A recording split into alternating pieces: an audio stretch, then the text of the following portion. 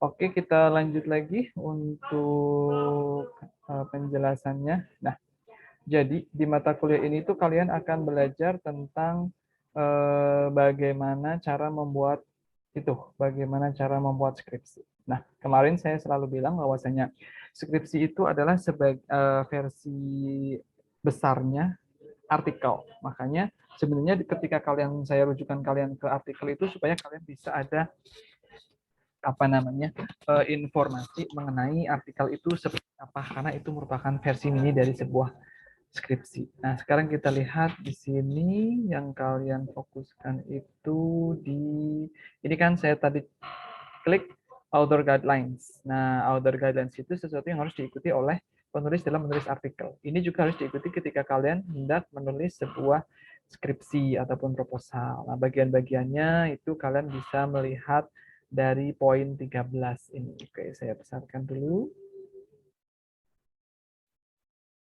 Bentar. Nah, di sini kalau kalian lihat di poin 13,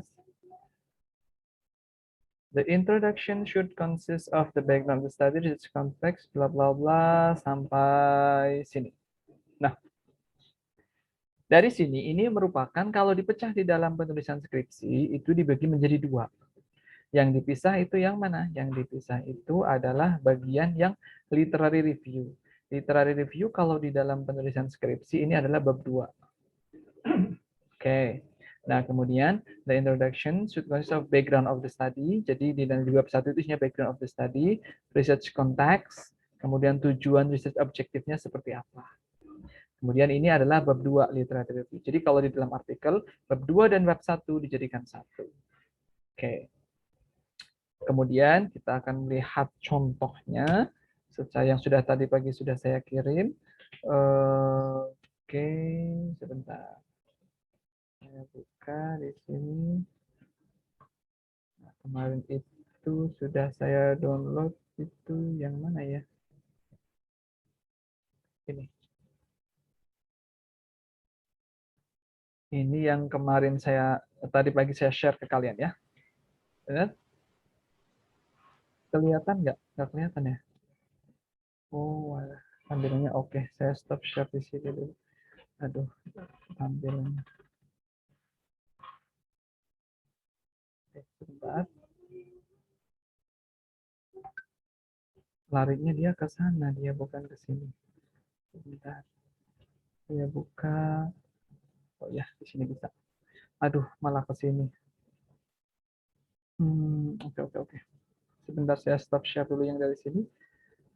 Mau saya itu biar dia tampilnya.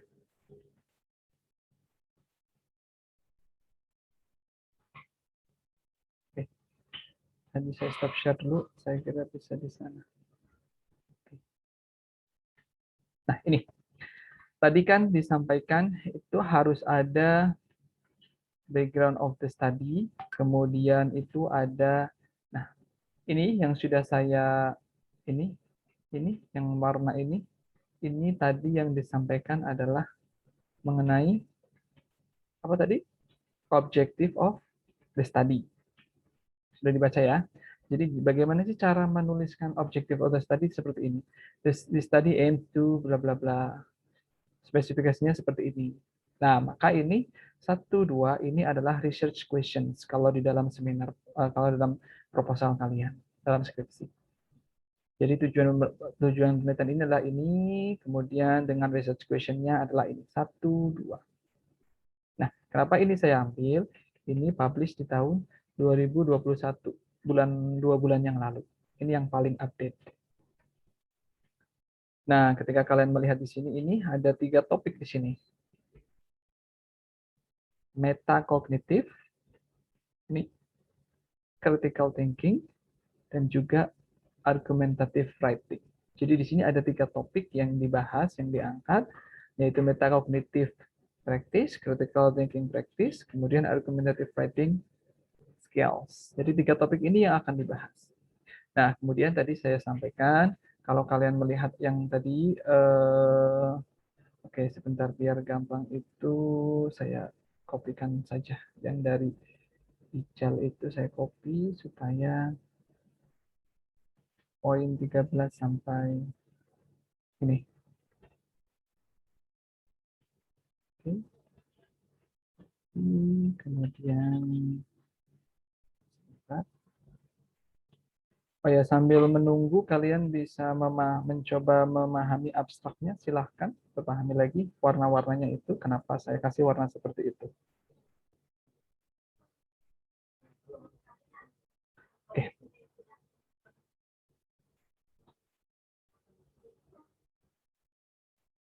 Sambil menunggu ada yang mau ditanyakan mungkin, silahkan sambil saya menunggu. Ini lagi saya siapkan. Halo?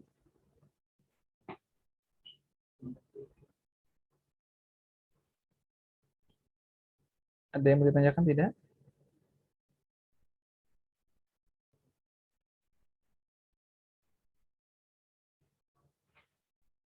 Nggak ada.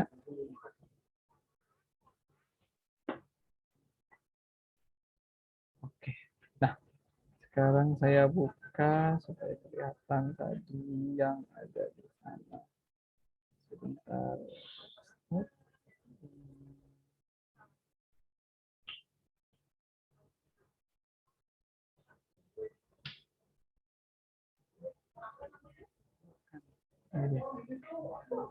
Nah, ini ya.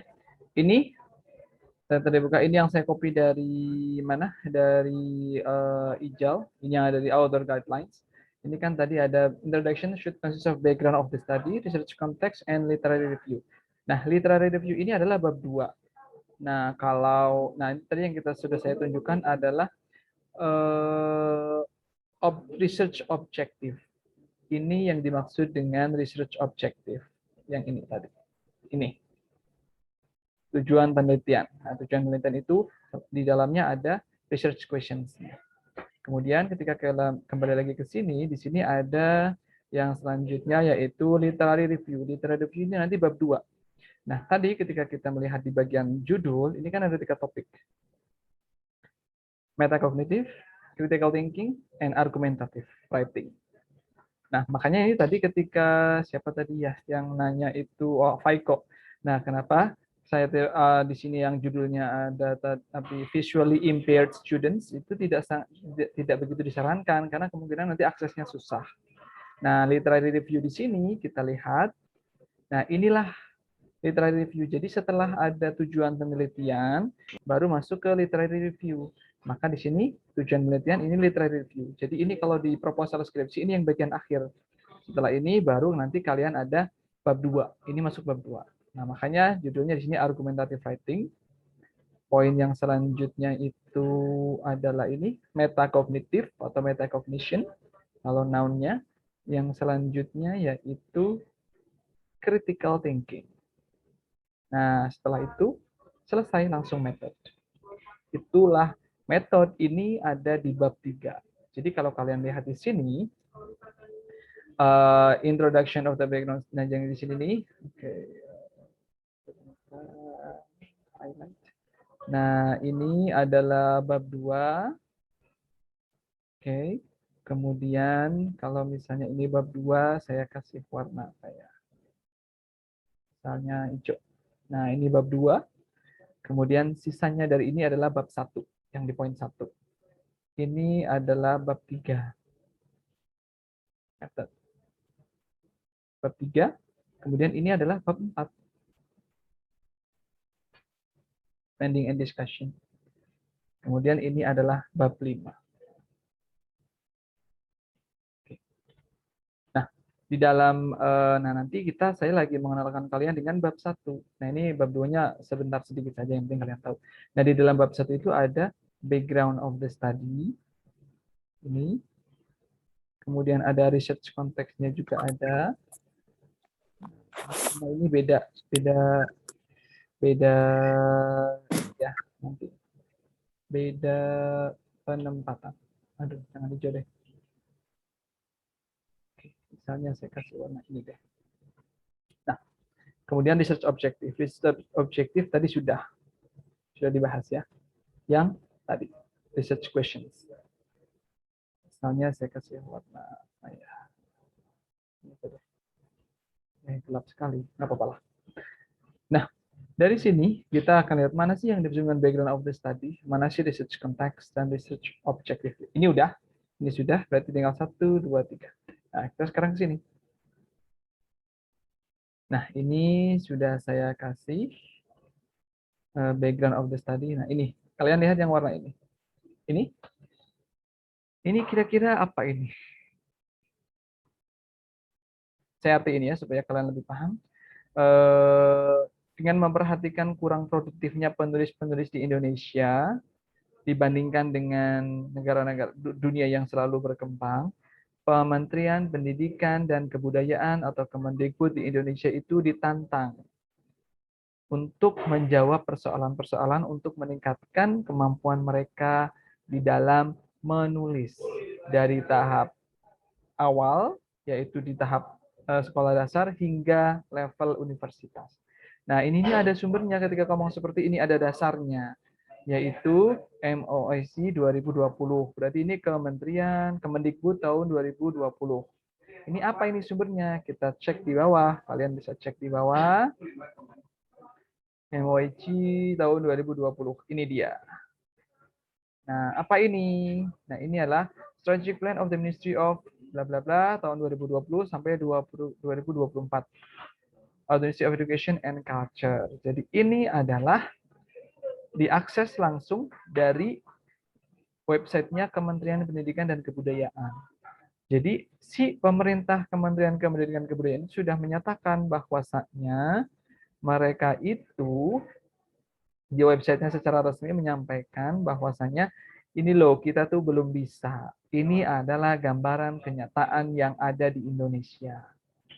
Ini disampaikan oleh pemerintah Indonesia. Kemudian yang selanjutnya di sini among the most crucial factors that affect quality bla bla bla ini di tahun sebelumnya OECD 2019. Jadi yang paling penting faktor-faktor yang menentukan kualitas sebuah universitas.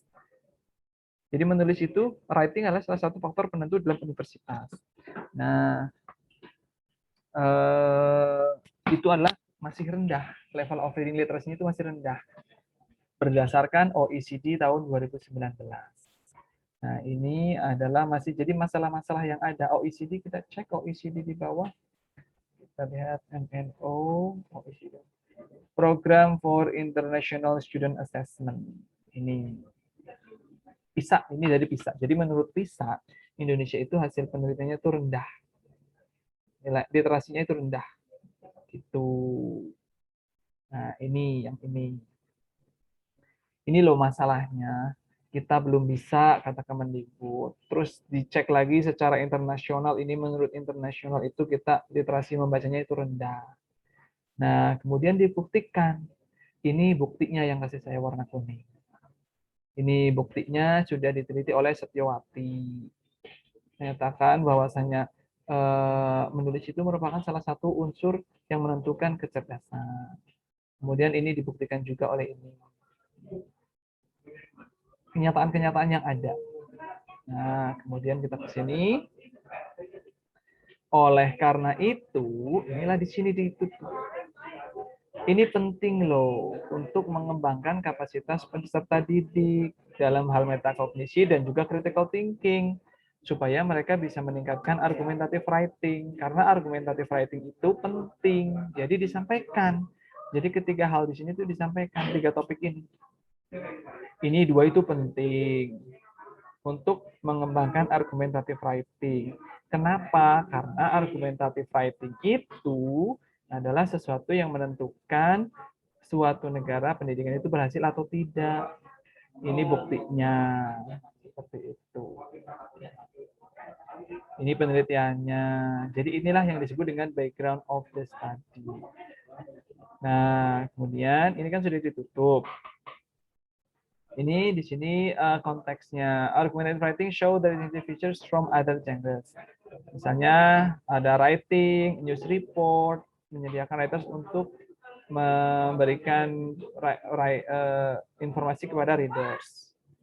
Nah, ini di sini disampaikan mengandung pesan untuk membuat si pembaca itu menerima. Nah, ini kan berdasarkan penelitian ini juga. Nah, kemudian di sini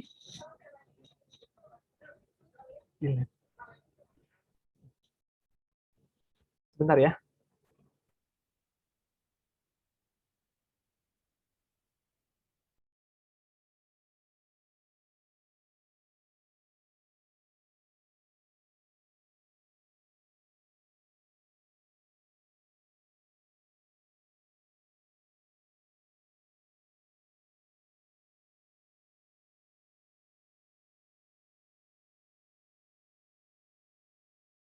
Oke, sorry, tadi ada budekan. Nah, jadi di sini di ya, Pak Alan, Pak saya udah tahu, barusan keluar, bicara aja. Nah, di sini, with regard to, there have been some studies attempting to discover. Nah, ini dibuktikan, sebelumnya itu banyak loh yang sudah meneliti. Ini adalah previous research. Nah, yang saya blok merah ini menyatakan sebelumnya itu banyak yang sudah meneliti. Nah, misalnya tentang ini, yang saya blok kuning, 1, 2, another example. Nah, ini juga disampaikan lagi. Previous studies, nah ini yang meneliti di bagian setting on planning time. Kemudian task condition. Ini semua berhubungan dengan argumentative writing. Other studies, itu juga bisa menggunakan kata ini sama. Yang menginvestigasi planning time, yaitu Alice dan Yuan. Yang menginvestigasi tentang task kondisi task, itu Ong. Yang meneliti keduanya antara si task condition sama interaksi sama planning time itu Ong dan Zhang. Gitu. Ini penjelasan-penjelasan secara detailnya. Kemudian langsunglah ditutup dengan tujuan penelitian. Seperti itu. Oke, sampai sini ada yang mau ditanyakan? Saudara-saudara semuanya, silahkan.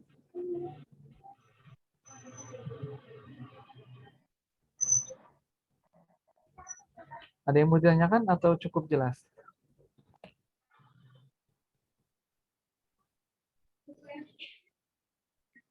Halo semuanya, apakah kalian mendengarkan atau? Mendengarkan, Pak. Jelas? Dengerin, Pak. Oke, kalau misalnya sudah seperti ini, nah, ada yang mau ditanyakan belum? Bapak, saya Ya. mau tanya. Ya, silakan Rahmi. Pak, emangnya kita nggak boleh ya pakai artikel acuan yang ada unsur developing, enhancing, improving, yang gitu-gitu, Pak? Boleh. Tapi, ada tapinya. Nah, misalnya kita cek ini ya. Oke. Ini, ketika kita lihat ini tadi, ini judulnya kan kalian lihat. Developing EFL Students Argumentative Writing Skills. Ini ada di judul, tetapi memang ketika kalian mau mengatakan itu develop, itu taunya develop itu butuh waktu yang sangat lama. Makanya ketika kita lihat di sini, ini dispesifikasikan sama dia. Oke, apakah strategies involving metacognition and critical thinking able to develop argumentative writing? Kemudian kalau memang dia bisa, sejauh mana develop-nya? Improve-nya. Develop sama improve kan sama aja. Jadi diukur sejauh mana. Nah, kenapa tidak disarankan menggunakan kata develop? Karena membutuhkan waktu yang lumayan lama untuk mengecek sesuatu itu develop atau tidak. Jadi pahami nggak, Mutia? Dan semuanya. Misalnya, nah sekarang kita lihatlah di sini. Kita lihat di sini contoh yang di bagian hasilnya ya. Kita lihat misalnya hasilnya. Tapi metode dulu di metode. Metode ini dilakukan di Department of Indonesian Language and Literature, Bahasa dan Sastra, Bahasa Indonesia dan Sastra, Fakultas Bahasa dan Seni, Universitas Jakarta. Oke, bla bla bla. Nah, ini menggunakan action research. Jadi ini menggunakan CAR. Nah, menggunakan CAR, kemudian di atas juga sudah ada sisi sebenarnya. Nah, ini diambil selama satu semester dari bulan Agustus 2018 hingga bulan Januari 2019. Garis suaranya mungkin bisa di-mute dulu ya. Nah, kemudian garis. Kemudian di sini ketika menggunakan action research itu kan tadi dari bulan Agustus sampai bulan Januari. Nah, kemudian preliminary study-nya itu juga di Juli 2018. Kemudian di sini dilakukan selama took place in 3 cycles, bla bla bla, cycle. Nah, ini kan di sini itu kalau misalnya kalian bisa, nah tadi kan pertanyaannya boleh nggak sih pakai developing? Kalau kalian bisa mengukurnya, boleh. Ini ada preliminary study, kemudian di sini ada action plan formulation. Jadi ini yang lumayan ribet. Ada action research. Nah, kalian tidak harus membuat seribet ini seperti itu. Ini ada reflection and follow up. Panjang sekali prosesnya. Itu makanya kalian itu tidak disarankan menggunakan kata-kata developing karena itu nanti akan susah buat kalian untuk membuktikannya seperti itu. Jadi sebenarnya sih boleh-boleh aja kalau kalian bisa membuktikan. Gitu. Dipahami nggak? Mutia? Iya Pak, bisa Pak. Oke. Jadi kalau kalian gini, misalnya saya gini. Buktinya kalian ini developing apa? Membuktikan kata-kata developing ini apa? Kalau hanya oh ini anaknya senang, berarti kan senang bukan developing. Jadi nanti misalnya diganti dengan kata-kata promote, ini bisa dijadikan sebagai sumber, tapi nanti treatmentnya berbeda. Misalnya ini kan di mahasiswa menggunakan classroom action research. Nah nanti kalian bisa dibuat yang lebih sederhana, misalnya tentang dalam dalam misalnya di dalam bukan argumentative writing, tetapi di misalnya speaking boleh, atau di mata kuliah konten juga boleh kalau mau meneliti teman sekelas. Misalnya metacognitive and critical thinking practices in promoting EL students. Misalnya di sini bukan argumentative writing, tetapi misalnya di sini project based learning boleh dan lain sebagainya. Jadi bisa dikawin-kawinkan. Ini kayak gini, kalian mau fokus ke metacognitive dan critical thinking, tapi yang tidak di kelas writing, tapi di kelas yang lain seperti itu. Misalnya promoting metacognitive and critical thinking practices in, misalnya ya, ini misalnya saja, in content based learning through project based learning. Apakah bisa dipahami sampai sini? Silakan kalau ada yang mau bertanya.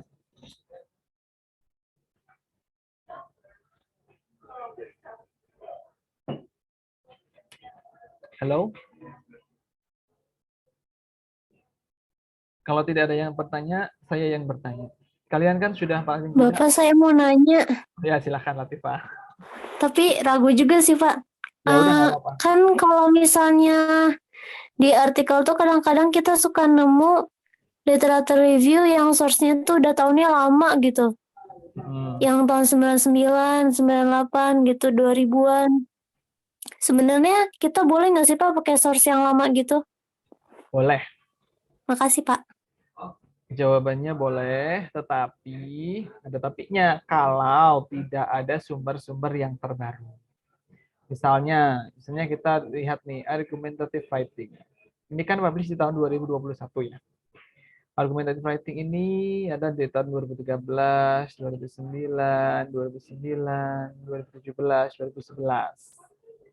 Kemudian di sini 2018 juga. 2013, 13, 18, 17, 13, 2010. Udah. Nah, ini ada yang 1979. Tetapi ini jadi ini ada pengenalan nih. Sebenarnya kata-kata metakognisi itu sudah asosiasikan oleh John Flavel sejak tahun 1979. Tapi kan kalau mencari sumber yang di tahun 1979 itu kan susah. Makanya di sini disampaikan, jadi the term metakognisi itu biasanya lebih dipersimpel. Sebenarnya ini sudah sejak tahun 79 itu sudah ada. Cuman ini secara gampangnya itu thinking about thinking kalau menurut si Livingstone. Ini kan 2003 juga udah lumayan lama. Ini juga lama nih. Kalau menurut si John Flavel berarti kan ini yang membuat tahun 1979, sejak tahun 1987. Kognisi adalah higher order thinking yang melibatkan active control terhadap proses kognitif ketika sedang pembelajaran. Nah, ini kan aslinya. Ini adalah definisi aslinya ini dari si John Flavel ini. Maka dia boleh-boleh saja menggunakan sumber yang lama karena ini adalah sumber utamanya. Tetapi ini dipermudah lagi oleh Livingstone tahun 2003. Sampai sini jelas ya, Latifah ya? Karena kata-kata makasih Pak. metakognitif ini tuh banyak sekali diteliti oleh orang. Nah, awal-awalnya yang paling awal tentang metakognitif itu ya dibuat oleh si John Flavel ini tahun 1987. Kita lihat 1987 kalau di sini ada kata-kata according to John Flavel ini kan definisi ya. Kemungkinan kalau menurut saya ini adalah buku. Tapi saya belum tahu ini apa. Kita cek ke bawah. Weiner dan Kluwe. Kita lihat. Tuh kan, benar? Ini. Kelihatan ya? Ini bukunya. Kalau kalian disuruh nyari buku ini, kira-kira bisa nemu nggak? Susah kan ya? Nah, gitu. Maka ini bisa dikutip di sana. Nah, ketika mengutip, maka ditulis misalnya, menurut nah cara penulisan itu bisa seperti ini nanti. Tadi ya, itu kan dari, jadi begini nih.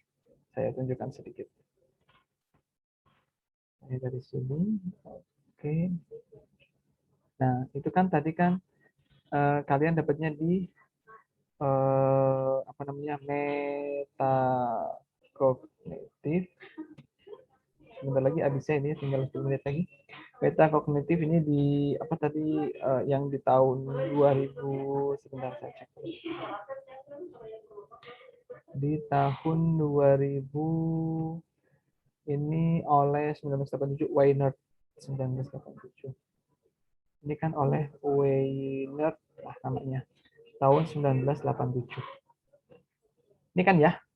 Ini kan penulisnya. Ya enggak? Ini aslinya.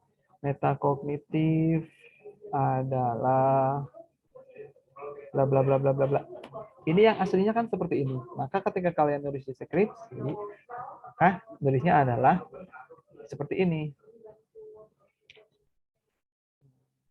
Yang seperti ini. Nah, penulis aslinya adalah Weiner. Kemudian di sini ditulis. Nah, ini di sini karena kalian tidak bisa menggapai buku yang tahun 1987, maka di sini ditulis cited in yang tadi, yang tahun 2000 siapa ini? 2021. Ini yang nulis adalah Murtado Fathiati. Namanya kan Fathiati Murtado, maka ditulis Murtado. Maka di sini Murtado, 2021. Jadi cara membacanya, definisi metakognitif adalah bla bla bla bla menurut si Weiner pada tahun 1907 yang dikutip di tulisannya Murtado pada tahun 2021. Yang ditulis di referensi hanya yang Murtado saja.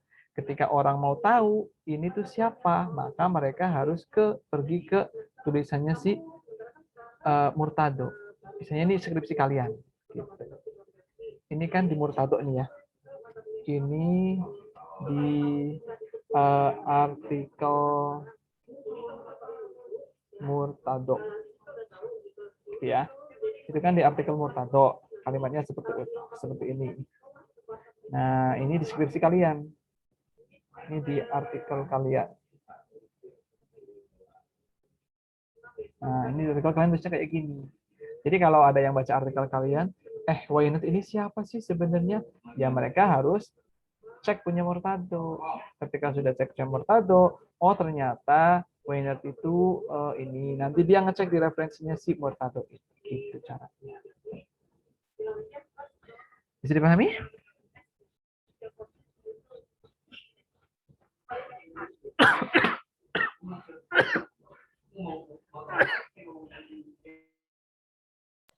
Pak, saya mau nanya, Pak.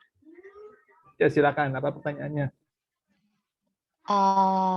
Pendapat Bapak, kalau buat proposal ini sebaiknya kita pakai metode kualitatif atau kuantitatif ya, Pak?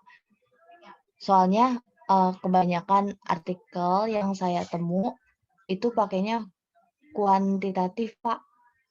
Boleh nggak ya, Pak? Oke, sebenarnya kalau saran saya sih kualitatif. Kenapa? Karena kalau kuantitatif itu kan berhubungan dengan angka. Angka itu kan hal yang pasti. Sementara kalau kita kan di dunia social sciences tentang sosial, jadi itu hal yang belum pasti. Nah, kemudian pertanyaannya kembali lagi ke Audria. Audria itu topiknya apa tadi? Topik yang kamu itu topik utamanya apa? Topik utamanya tentang mall, Pak. Mall ya. Oke. Berarti mall dalam bahasa Inggris ya. Oke. Kita akan coba lihat mall. Nah, itu saya mau tanya dulu ke Audria sebelum kita lanjutkan. Audria itu kamu dapatnya itu sumbernya dari mana? Terindeks apa? Audria, silahkan. Bapak maaf, suara Bapak putus-putus. Oh, sebentar. Ini nyala nggak sih mikrofon?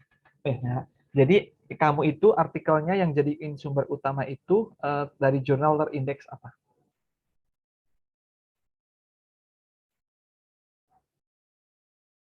Apakah terdengar?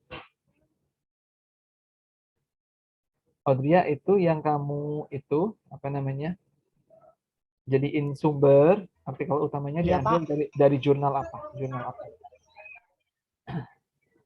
Dari Journal of English Education, Pak. Maksudnya terindeks apa dia?